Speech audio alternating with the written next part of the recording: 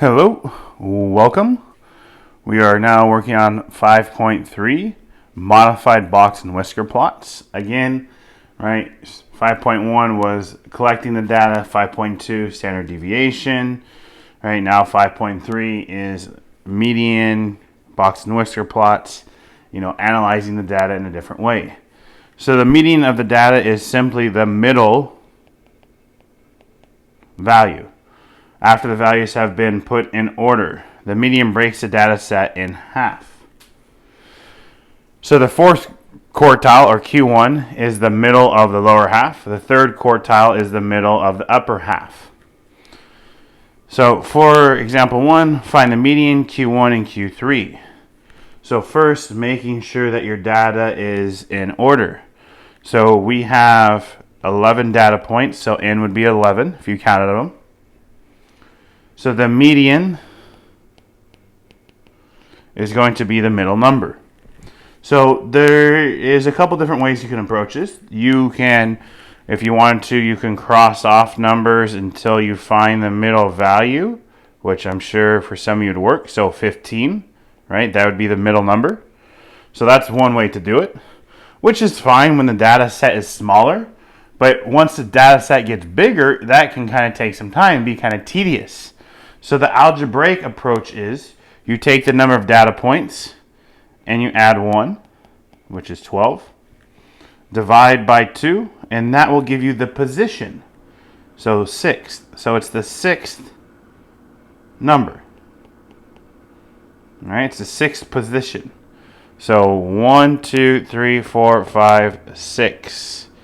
So that is the median. So that's the algebraic way to do it. Take the number of data points, divide it by 2. That'll give you the position. It doesn't give you the median number. It gives you the position in the data set. So the median is 15. So step 2, find Q1 and Q3. So there's a rule, exclude the median when you're finding the middle of the lower half and the middle of the upper half. So when I'm finding the middle of the lower half, right, that's going to be Q1. Right? I'm not going to worry about the median. I'm going to find the middle number for these numbers. That's Q1. And the middle number for the top half. That's Q3. Okay, so to find Q1, right, middle number, you can do the same approach, but it's a little easier because now the data is cut in half. Right? We can see that this is Q1. And then Q3, right, would be 19. It's a little easier once you see half the data, but you can still use the same logic if you wanted to. Right now, your data would be 5 numbers, right, instead of 11. So 5 plus 1, 6, divided by 2 is the third number, which is where Q1 is. So you can still use that algebraic approach. So we're going to find what we call the inner quartile range. So that's Q3 minus Q1. So Q3 minus Q1, right? That's what we call the inner quartile range.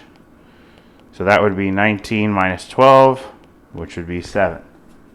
So that's the IQR, inner quartile range. Okay, so step 3, we're going to check for outliers and build our fences. So to find outliers, because sometimes you have data points that for some reason they shouldn't be in the data. There's something that made them be an outlier. So there's an actual approach to it. So Q3 minus Q1, so the inner quartile range, times 1.5. Why is it 1.5? Again, all kinds of different reasons, different stories. There's really not a great idea why it's 1.5. There's stories where some people wanted 1, some people wanted 2, so they kind of just split the difference with 1.5. So for us, right, the inner quartile range is 7, right? So 7 times 1.5 is 10.5. Now, that number I'm going to use to help build what we call our fences or boundaries. So what you do is you take Q3 and you add the 10.5. You take Q1 and you subtract it. And those are going to build your boundaries. Any points outside of that are going to be outliers. So Q3 was 19 plus 10.5 is 29.5. So that's what we call our upper boundary or upper fence. So any number above 29.5 is an outlier. So then Q1 was 12 minus 10.5, right, is 1.5. Any number below that is an outlier. So look at our values, right? We have our 11 data points. Do we have any outliers? No. There aren't any because there's no number bigger than 29.5. Largest number is 20. There's no number lower than 1.5. The smallest number is 11. So there are no outliers. So we're going to represent this data in what we call a box and whisker plot. And we're going to use what we call a 5-number summary. So the 5 numbers are the minimum value, Q1, median, Q3, and the maximum value. So minimum, just like it sounds, the smallest number, right? 11. Q1 was 12. The median value was 15. Q3 was 19. And the maximum value was 20. That's what we call our 5-number summary. So when you hear 5-number summary, those are the 5 numbers.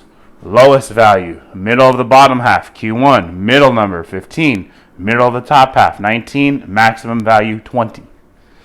So we're going to create a box and whisker plot.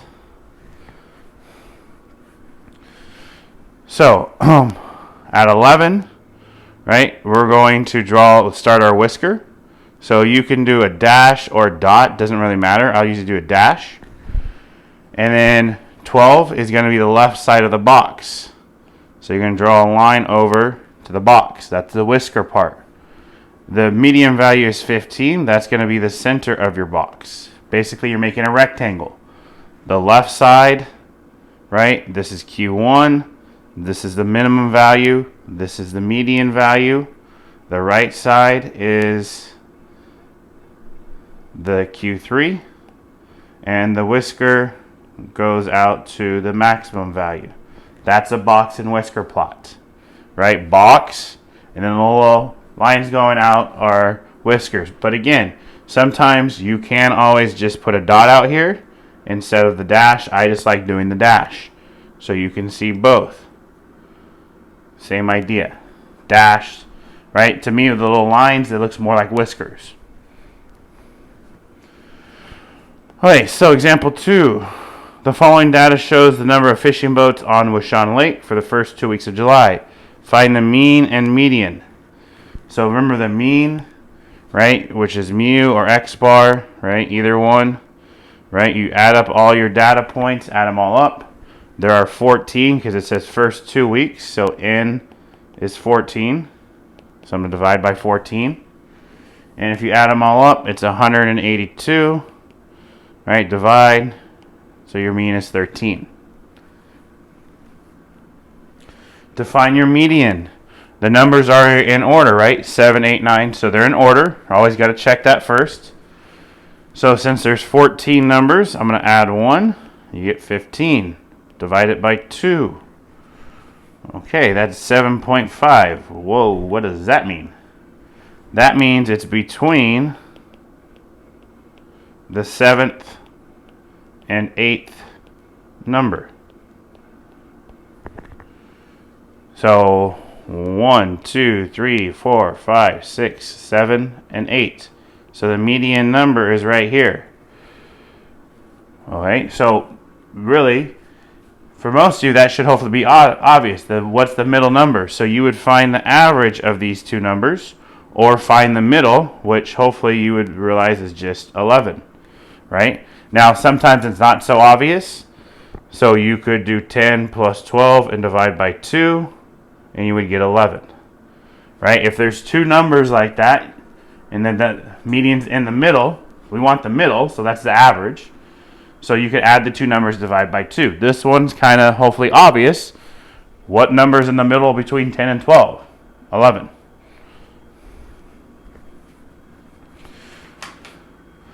Wait, moving on. So now we're going to check for any outliers. So we're going to need Q1 and Q3.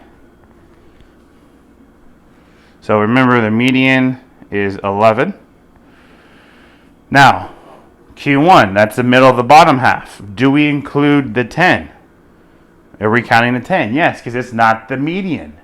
11's the median. So I'm counting the middle number, right? So that would be 9, right? That would be Q1, right? 3 numbers to the left, 3 numbers to the right. So that's Q1. 15, right, would be Q3. 3 numbers to the right, 3 numbers to the left. So Q3. So the minimum is 7, Q1 is 9, median is 11, 15, and the maximum is 31. That's our 5-number summary. Again, Q1 is the median, the middle of the bottom half. Q3 is the middle of the top half. The median is the middle of the entire data set. Again, some of you might be asking, why didn't you count the 10? Because remember, our rule up here states that you exclude the median. Well, the median is not in the data set. The median is 11. So I'm going to include the 10. Because 10 is not the median. 11 is the median. So check for outliers. Remember to check for outliers. We need the IQR. And then we're going to times that by 1.5. So Q3 minus Q1. So 15 minus 9.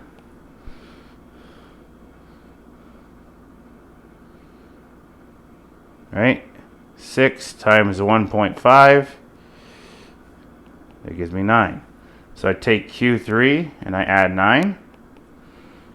So that's 15 plus 9, which is 24. So that's my upper boundary. And Q1 minus 9. So 9 minus 9 is 0. So that's my lower boundary. So any number above 24 is an outlier.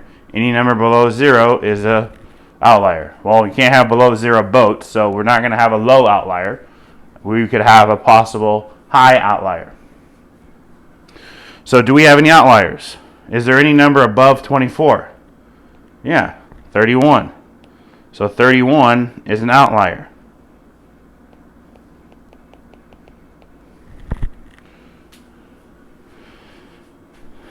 So we're going to make what we call a modified box and whisker plot, which actually shows the outlier.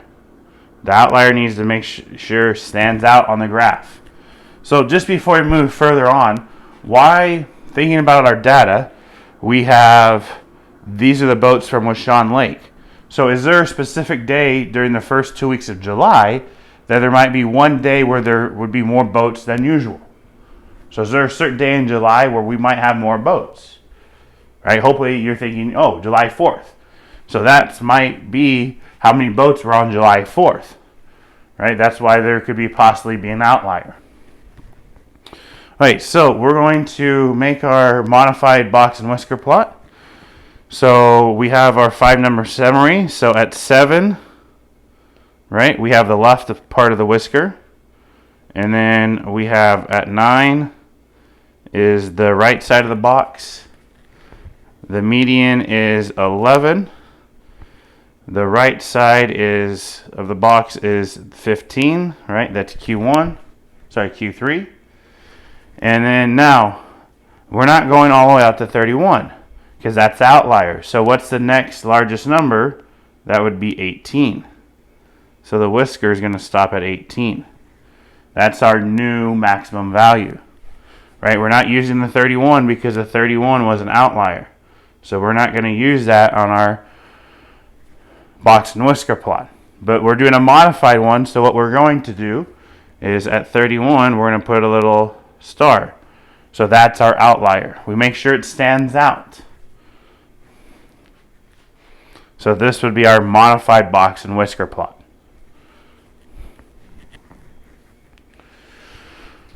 Okay, so in the above distribution, so this is a 5-number summary. Do any of the values, high or low, qualify as outliers? So in order for us to do that, we need our IQR, and then we're going to times it by 1.5 to help us build our upper and lower boundaries.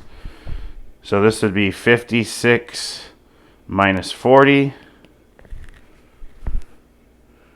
right, which is 16 times 1.5 is 24. So I take Q3 and I add 24. So that's 80. So that's our upper boundary. And Q1 minus 24, which is 16, that's our lower boundary. So any number above 80 is an outlier. Any number below 16 is an outlier. So looking at the data we have right now, do we have any outliers? Yeah, 14.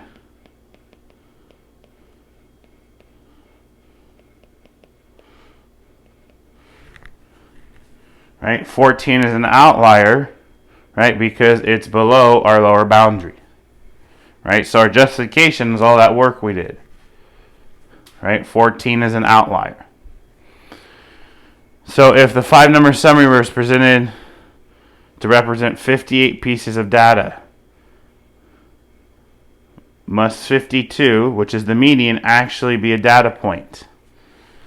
So they're saying that you have 58 pieces of data. Do we know if the median is in the data set? So, for example, if we go back up here, right, this example for the boats, we had, right, 7 boats all the way to 31. 11 was the median value. That's not in the data set. Okay, but we went up here to our first set of data points, right? 15 was actually in the data set. So it's going to be one or the other. Either the median's in the data set or it's not. So that's what they're asking us for this last question. Knowing that there's 58 pieces of data, is the median, which is 52, that number, in the data set? So how do we determine? Is it in the data set or is it not? Well, if we know its position, that's probably going to be helpful. So we take 58, we add 1, so 59 divided by 2, that's 29.5. So that means the median is between the 29th and 30th number. So it's in between two numbers. So that means the data point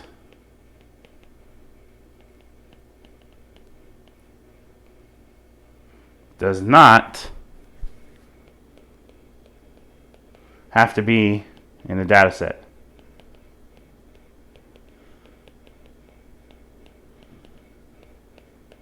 Because it's in between two numbers. So for example, like the one we just went over with the boats, right? 11 is the median. It's in between 10 and 12. So it's not in the data set. So since it's between the 29th and 30th number, it doesn't have to be in the data set.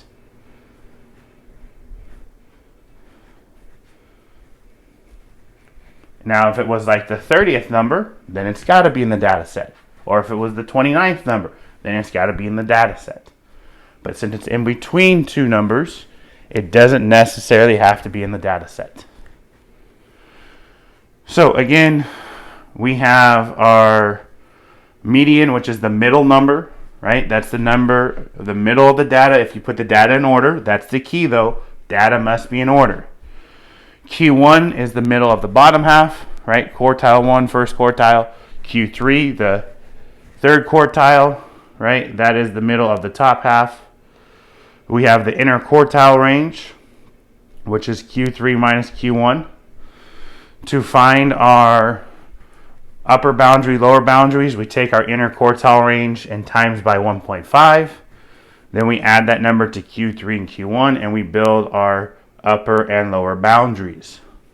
Any number above those values or below are what we call outliers.